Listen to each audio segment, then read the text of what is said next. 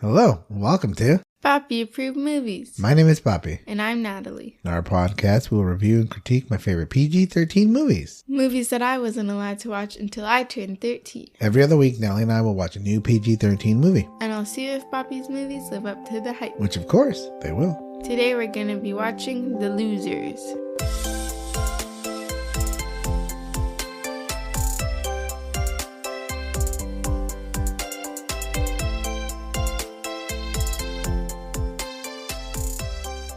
Before we begin, there will be spoilers. If you haven't seen the movie and don't want it to be spoiled, press pause and come back when you're finished. Now, Papi, tell me the deets on this movie. Okay. Hey, Natalie, how are you? I'm a little bit sick. Oh, no! The Losers came out in 2010 with a runtime of 1 hour and 37 minutes. It's streaming on Amazon. It was written by Peter Berg, James Vanderbilt, and Andy Diggle. It was directed by Sylvain White. The main stars are Idris Elba, Zoe Saldana, and Jeffrey Dean Morgan. Fun facts, the movie is based on a comic book by Andy Diggle and Jacques. It was released on Vertigo, which is one of my favorite comic book imprints of all time. What's an imprint? Like a tag. Like a comic line inside a comic line. Oh, I see. Like a branch. Yeah. And Vertigo is the adult, dark version of it. Like John Constantine, Preacher, Sandman, some Watchmen. Watchmen came out on Vertigo. So things like that. All right. So what'd you think of the movie? It was aight. It wasn't that great in my opinion, but it was entertaining. So that's always what a movie really is about, deep down inside. Right. Entertaining. You had a good time. I was entertained, but it was not that great. What do you rate it? I give it a 3.5 stars. Yeah, all right. I can see that. I would have thought you'd done a little less. Because it is like plain old action movie. Nothing very extra. Nothing special about it. Other than the actors are actually really famous. Idris Elba. I mean, he's a real famous actor now. Very popular. And Zoe Saldana, obviously huge. And Jeffrey Dean Morgan, he's also a huge actor right now, too. Idris Elba, they talk about him being the next James Bond. That's how popular he is. Isn't Robert Downey Jr. in this one? No, he's not. Oh, it's Captain America? Yeah, Chris Evans, the Captain Chris America Evans. character. I knew it was one of them superhero guys. He's been in like 17 comic book movies because he's also Johnny Storm in the Fantastic Four movies. And then he was in Captain America. That'll make for a confusing crossover. Yeah, so great actors. I thought it would be entertaining. Rewatching it, there's a lot of like plot stupidity. You know, they're not really plot holes. They're just plot dumb. No, sometimes they're plot holes. Yeah, there are a lot of plot holes. I don't see so many in this movie. I think this movie was a bit predictable. Yeah, 100%. I feel like it follows a format, but it was like a normal formatted movie. It was just given a better budget. Yeah, maybe. That's true. And better actors. Yeah, because I see it and you go, why would that person do something so stupid? It doesn't make sense. Why don't we get into the recap? Okay. The movie begins and we're introduced to a special forces group called the Losers. The members are Pooch, who does transportation, Jensen, technology, Cougar, he's a sniper, Roke, tactical genius, and their leader, Clay. I just dislike, I know it's probably not his real name, I just dislike the name Pooch. Like, it just reminds me of kangaroos. It reminds me of Pooch from Big Brother. We watched that episode. Yeah, Pooch as opposed to pouch. And a pooch means a dog, right? Yeah. Yeah, so I don't know. They're in Bolivia on a mission to take out a target named Fadhil. The Losers laser the target and call for an airstrike. Then they see a bus of children come onto the base. They try to cancel the order for the airstrike, but on the other line, a CIA operative named Max tells them the mission's still a go. The Losers disobey orders and jump into action. They want to get those kids out of there before the airstrike attacks. What do you think of that? Well, first of all, I thought it was stupid because there was random, I think they were supposed to be prostitutes and they ran out of the building. I was like, why wouldn't you allow them onto the plane, first of all? And second of all, they're all probably dead because they ran out of the building. They don't have a car. They don't have keys. They barely even have clothing. So they're probably near the premises and then it's on an airstrike. Okay, let's save the children, but let's leave these 3 random women running away. Sex workers who are probably just as big of victims as anyone else, right? Yeah, they've probably been captured too. Let's be real here. Right, sex slaves. No, but we're here for the children. We're not here for random hot chicks. That's what they're saying. But they're gonna die. No, they are. So like they run away, and then like the bomb is coming in 1 minute. They get into a bus and drive 100 miles an hour and barely make it out of the explosion. What these ladies are on foot, barefoot, running through the jungle. How are they going to survive? They're not. So a bunch of women died that day. So yeah, a bunch of women died that day, and then everyone's just like, "Oh my gosh, we're such saviors!" Like, actually, there's a bunch of people dying. Well, they were okay with them dying in the first place. Yeah, but like, you could have saved more people. Like, there was room on that bus. Sure, they could have all got on the bus. I mean, that would be funny if you saw, like, there's a maid there, right? There's probably a lady in the back cooking. Probably like a dude gardening. You know what I mean? You would have taken the whole staff with you and the sex workers. The losers attack the base and kill many of Fat Hill's goons. Clay goes after Fat Hill. He finds him holding a boy hostage. Fat Hill asks Clay if it was Max that sent them. He then tells Clay that Max will kill him as well. Clay kills Fat Hill and saves the boy. The losers get all the kids, no women, and put them on a bus and make their escape. The losers guide the children through the jungle and to the extraction site. There isn't enough room on the helicopter for the losers and the children, so they send the children first. Then the helicopter is shot down, killing all the kids. It's like 4 people. You could have like carried a kid on your back. Like, there was enough room. No, in the helicopter, it's by weight. Oh, I guess so. Yeah, there would be a problem with the weight. It'd be too heavy and the helicopter couldn't take off. The losers realize that it was Max attempting to kill the team. They throw their dog tags into the fire and make people think they're dead. I also had a problem with this scene. Okay. Why? This is a little too... all their dog tags rolled up into a little ball conveniently in one area that's not really in the fire. Yeah. Like, wow, they're all dead. But somehow their dog tags are conveniently off their corpses and in like a little patch that's not on fire at all, and they're like all together, all 4 of them. Like, you could have gone ha ha ha, like throwing them in 3 different directions. I don't know about fire. I don't think dog tags are burned in fire. I think they survive it for some reason. I don't know how, because they're metal, right? So they should melt. Well, what are they made of? It depends. Yeah, I don't know, but you always see they came home. The dog tags came home. They thought they were dead because they found their dad. Does all of the body burn off? Is there no remnants of human body? Is there the bones burn? Because wouldn't the dog tags be around the necks of like burned corpses and bones and leftover? I mean, if everything is disintegrated except for a pile of dog tags, obviously dumb. They should have thrown them into different corners. Or they could have thrown it like near a kid. When it's a corpse, it's a corpse. You can't really tell. Well, you could. I mean, that's the other thing. So you're saying to me that 25 kids were on there. None of them were over 5 feet tall. And you're thinking that's the same thing as 6 men who are special forces, big guys, you know? So. And they had like guns and stuff. Those things don't burn up into flames. Do they? I don't know. See, I don't know about how they were in like full uniform. Yeah. Like nothing of their uniform, nothing else was there. It was just conveniently 5 dog tags in one little bundle, all bundled up on the ground. And they believed it. And they were like, wowee, they're gone. The team regroups in the city and tries to make some money to sneak back into the States. On the news, the losers are blamed for the death of the children. In the city, Clay meets Aisha and they go back to his room. They break out into a fight. She tells him that she can help them get back into the USA if they promise to kill Max. Aisha meets with the team and Roque is dubious of her. They research her and find out that Aisha is on everyone's kill list. She tells them that Max will be in Miami in a few days. She can get them home and in time to kill Max. They agree to her plan. Here's the dumbest part. So Aisha has a record, right? Everybody knows about her. Everybody wants to kill her. She's like on CIA's most wanted, right?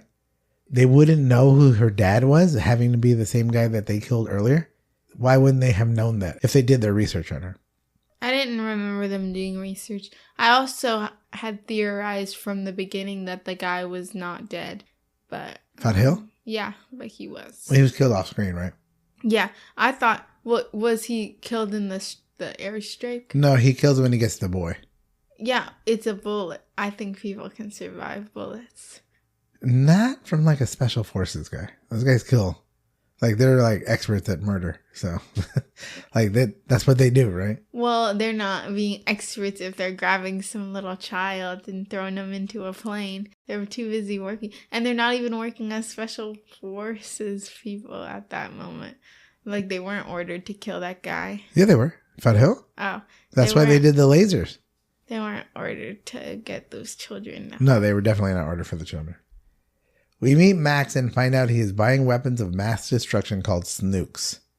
He meets with Vikram, the scientist involved in making the snooks. Max's intention is to create chaos and destabilize the world so he can use his power however he wants. Why? What would be the point of this CIA operative with all this power to just have madness happen? Well, where is money in that? What do you get from that? You know, he reminded me of someone from like a Nickelodeon show. Like he seems like the villain from Rufus. Like this is the crazy guy that like Henry Danger would fight. Like it's just like 100% way too ridiculous, over the top, trying to rule the world kind of guy. Like the evil guy in Austin Powers. Exactly. But without the joke. Like Austin Powers, he's ridiculous, right? He's like a clown. You make fun of him. But this guy is supposed to be the true villain. I guess you're supposed to laugh at him a little bit because he's a little crazy. No. There's this one scene, and I thought this scene was so dumb. I didn't put it. He is standing on the beach, and a lady is holding an umbrella over his head, right? And then like a gust of wind pushes her off balance, and then she kind of trips. And for a millisecond, the umbrella doesn't cover him. And then he shoots her for it. Like, how stupid is that? You're right. He is like Professor Doofenshmirtz. Like, way too ridiculous. The losers make it to the U.S. inside coffins. First thing they do is hijack a helicopter. Once they get to Miami, they jump into action. Team takes out Max's detail and eventually grabs the van that Max is in. Unfortunately, during the mission, Pooch is made by Max's bodyguard Wade before they get away. Back at base, the team opens the van and takes out the guards. Unfortunately, Max isn't in there. Only a hard drive. Rock feels that Aisha has betrayed them and wants to kill her. She said they can use the hard drive to get Max, and Clay agrees. Jensen tries to hack into it, but it's encrypted. He thinks if they hack into the company that the drive is from, Goliath, he can access what is on the drive. Later, Clay and Aisha hook up. Aisha lied to them, right? She said that Max was there, but then she knew he wasn't there. She just knew that this drive would help him get out so they can get to him. So I would have got rid of Aisha right then too. I'm on Rock's side. He's right. Yeah. Well, I think it was stupid anyways, and I think it's too predictable. We all knew that Aisha was going to betray them from the beginning. There was not a doubt in my mind that she would be a good guy in this story. So in this scene, Clay and Aisha hook up. Do you think she is into him or she's using him? I think she's using him. Right, and he's just too stupid to figure it out that she's just not really into him. She just wants to use him to get at Max. Yeah. Yeah. Like, dude, figure it out. Like, what are you doing? I guess he just wants to be with her. The team goes to Goliath. Jensen dresses as a courier to break into the mainframe. He's almost caught when he gets a little help from Cougar, his backup sniper. So that was my favorite part of the movie, that when he puts his hands out and he pretends to shoot them like he has magical powers. But it's really the sniper that's across the street that takes him out. Pretty cool scene. I agree. At the base, the losers hack into the drive and realize it has digital money. They also locate Max's base of operation, which is in LA. Their plan is to use the drive to expose Max and clear their names. The team gets to LA and finds out that Aisha is Fadil's daughter. They try to kill her, but she gets away. Shocker. So they were hooking up again, right? And then they find out, and then they're about to kill her. Why would they kill her now? I don't know.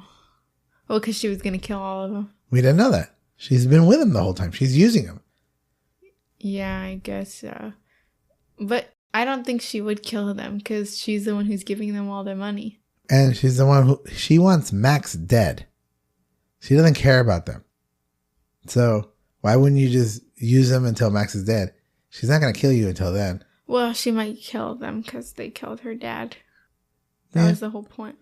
I guess, but she could have killed him from the beginning. Like, she had them in coffins. She could have put, like, poison in them and get them killed right there. She had them already. Yeah, that's the whole point. She could kill them whenever. It's like the whole point of, like, it's uncertain when she will kill them, because she definitely will. But she hasn't. So why does it make you think that she will? Because she hasn't. So therefore, there's any time in the future she could kill you. But if she hasn't already when she had the best opportunity to kill you, then she doesn't really want to kill you. Because she needs stuff. Yeah, maybe. She needs that flash drive. The losers proceed with their mission by breaking into Max's secret warehouse. As they sneak in, they are ambushed. Rock has betrayed them. The warehouse is a secret stash house for the CIA. Max is stealing the money to pay for the snooks. He keeps the losers alive and frames them for robbery. The next day, Max and Vikram meet at the LA port to exchange the money for the snooks. The losers are about to be framed and executed when Aisha crashes the party and saves their lives. The team breaks into action. Huh? She saved the day. Did you see that one coming? Yeah. Yeah, because they were going to die otherwise, right? Can't die. Max has Vikram set the bomb with a dead man switch with a 10-second timer and makes his escape. Clay catches up with Roke before he gets on the plane with the money. They have a fight, and with Cougar's help, Roke, Wade, and the plane, with all of the money, are destroyed. Clay runs after Max, who's about to get away in a chopper. They are face to face, and Max throws the dead man switch into the ocean. Clay has no alternative but to let Max go and dive after the switch. He gets to it just in time and stops the bomb from going off. So Max gets away. Where are the rest of the guys? Where's Jensen? Where's Cougar, who could shoot Max up in the top, right? Who has an amazing aim. He could kill him right there. That's what I put down. why don't you just shoot him? I think that lots of stories could be solved if we just, like, used guns to their fullest potentials. Everyone's always like, blah, blah, blah, I don't know what to do. Blah, blah. Okay, then take a bullet to his brain, and then he will be gone. Just shoot the gun. He would have dropped the dead man switch, which he ends up throwing into the water, right? He would have been able to catch it, and then would have been all right. I think the same thing with certain superheroes. I know they're all like, oh, I would never kill people. But, like, they do things that are just as horrible, if not worse, than killing people. You mean like the Batman scenario with Joker? Yeah. Like, why wouldn't you just shoot the Joker and then leave the city at peace for probably, like, 2 years? But there is that moral dilemma, you know, with, like, the trolley dilemma, right? If you would kill the Joker, then you'd save all these people that he's going to eventually kill. But that's not the big thing, because it would make sense. But he does, like, horrible things to other people. Like, he will, like, break people's spines and stuff and, like, paralyze them. I was like, that's just as bad. But the point being is, yeah, why didn't they just kill the guy? He's already hurting. Should have shot Max. So the fact that Max gets away obviously sets up for a sequel. You know what I mean? And these guys are killers. Like, they could easily kill. Yes, they know how to kill. They've done it. Time passes and the team is still together with Aisha now. They help Pooch see his wife as she's having a baby. And they go to Jensen's niece's soccer game. The end. Did you like the fact that he got kicked out of that soccer game for being too crazy? It's funny. Yeah, it was pretty funny. It's a good way to finish this story. You know, the movie doesn't end well to me because the team is still wanted for murder of those children. Mm-hmm. They're still not supposed to be alive in some areas. Max is probably still trying to kill them. I mean, it didn't end well, I don't think. Could this movie still be made today? Well, the premise is being made over and over again, so that would still be made today. But I feel like a lot of it was there was a bunch of jokes and comments that would not be made today. And I think that the stupidity of the movie wouldn't be made today. Just like I think that like Austin Powers or Anchorman, those movies wouldn't be made today because I don't think the audience would be there for the movies. But I do think that this movie would probably still have the audience just because they have such big stars in this movie. Yeah. I think they wanted a second movie, but the movie didn't do well enough for them to have a sequel, you know? I also don't know, because every one of those actors became pretty famous. You know, obviously Zoe Saldana and Chris Evans becomes Captain America and it becomes huge. Idris Elba's huge. I don't know if the movie could be made anymore because they just seem a little too simple and too devilish, too cartoonish. Yeah. For the enemy and things like that. I think people want a little bit more now. So I don't think it would be made today. Do you have any jokes that you thought were inappropriate that wouldn't be said anymore? So one of the 3 scientists was like an overweight guy, and then like someone throws him over a building, which is not the problem because they're evil people, right? But the fact that he's like, I told you to shoot the guy. Like, I know his weight led to certain assumptions, but don't just throw the guy off the roof. And I was like, he's already evil. Like, you could have been like, I meant to shoot the guy. You don't have to fat shame him too. Yeah, he's already dead. Like, why are you fat shaming a man? Like, you just threw him off a building and you're like, haha, he's fat. Like, what do you mean? He's dead. That's what he is. What else? The whole idea, which was like, oh, she's a woman, you can't trust her. She's like a mercenary, you shouldn't trust her. Like, what does this have to do? Like, the quote was like, cats can make 15,000 different sounds and dogs can only make 10, which is A, not true. And did you look it up? I don't know if that's true or not. No, it's not true. Okay, go ahead. And if B, because I've heard multiple dog sounds over 10 in my lifetime. There's just abbreviations of the same 10. I don't know. That's the same thing with cats. I don't listen to cats or dogs, so I have no idea. Anyways, it's A, not true. B, okay, she's literally wanted in every country of the world. Like, this has nothing to do with her being a woman.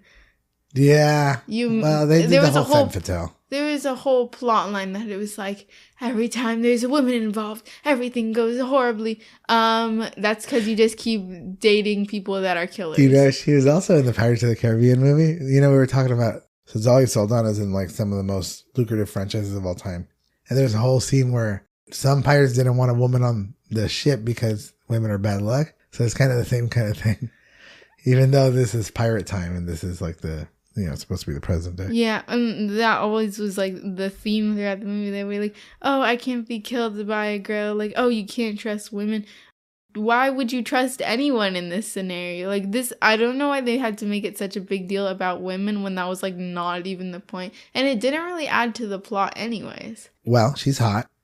And the actress hot. But they could have been like, up, oh, she can't be trusted. Like, she can't be trusted. Like, it doesn't need to be about like, oh, she's a woman. I hate women. No, it's trust the whole women. femme fatale, the whole Black Widow, it's a trope, right? Beautiful woman is up to no good. She's going to use her body. We already know she's up to no good. We don't need to emphasize that she's a woman. Well, if she were a man, they wouldn't have gone for it. I don't think Clay would have been... She bewitched him. That's what I'm trying to say. She got him. But it's not the whole... She did. That has nothing to do with the fact that, like, women can't be trusted. That's the whole plot line. Like, yes, she's a woman, but that doesn't mean that all women can't be trusted, which is what the movie tries to make it out to be seen. In this movie, every woman can be trusted. So there you go.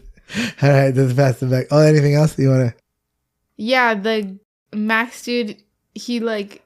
What's his name? The scientist dude. He just Vikram? mocks him and like makes fun of his accent constantly. All the time. So that is true. Max uses accents from different places in a ridiculing way.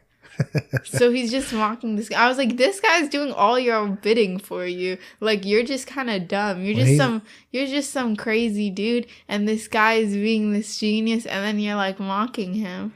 So this Vikram dude was selling these snooks for $1 billion. And then the guy shoots him, backstabs him, and does all that.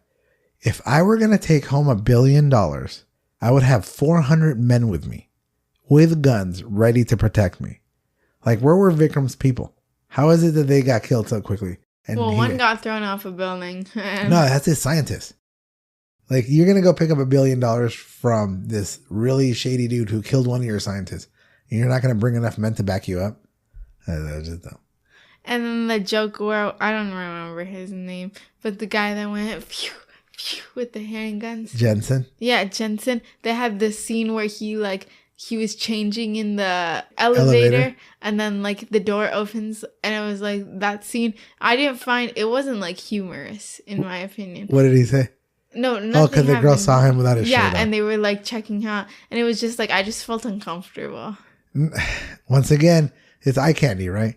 Chris Evans is ripped. He's a good looking guy. I know, but it wasn't like a joking moment. Like, it wasn't like a funny moment, I don't think. It was just like a... Well, it's like a funny, look at sexy this moment. stupid guy. Yeah. And it's like, we already know he's stupid. Like, we don't need to. But he's not. He's a smart guy.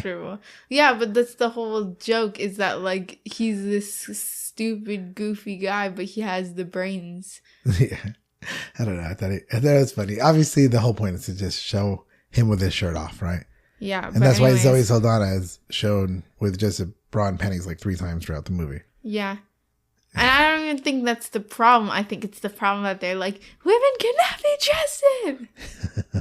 So you don't mind showing them off being half naked for a part of the movie, but yeah, as long as you can trust her. I think that the whole point is that it's not even about that, because that's a part of the movie that she's using them. Yeah, I guess she's in the upper hand there. Yeah. I mean, they didn't need to do it like 3 times, but... And one ends in a fiery fight, right? Yeah, you're right. Does it pass the Bechdel test? No. No, does not. Bechdel test to check female representation in movies. There are 3 criteria. Criteria number 1, are there 2 or more named females? No. So, Jensen has a niece. I think there's a name. Oh, there's, what's his name's wife? But also not really a name. Like, yeah, I think she has a name too.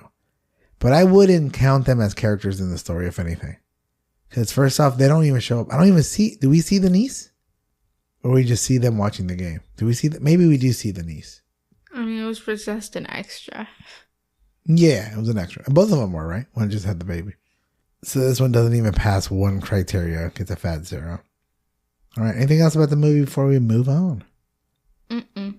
Thank you for tuning in to Papi Approved Movies. If you like this episode, make sure to subscribe, rate, and review on your favorite podcast app, or like our podcast on YouTube. We put out an episode every Monday. If you want to see extra podcast content, follow our TikTok at Papi Approved Movies. If you want to suggest a movie for us to watch and critique, email us at papiapprovedmovies@gmail.com. That's papiapprovedmovies@gmail.com. No spaces, no caps. We'll try our best to get to your suggestion. And remember, it has to be PG-13.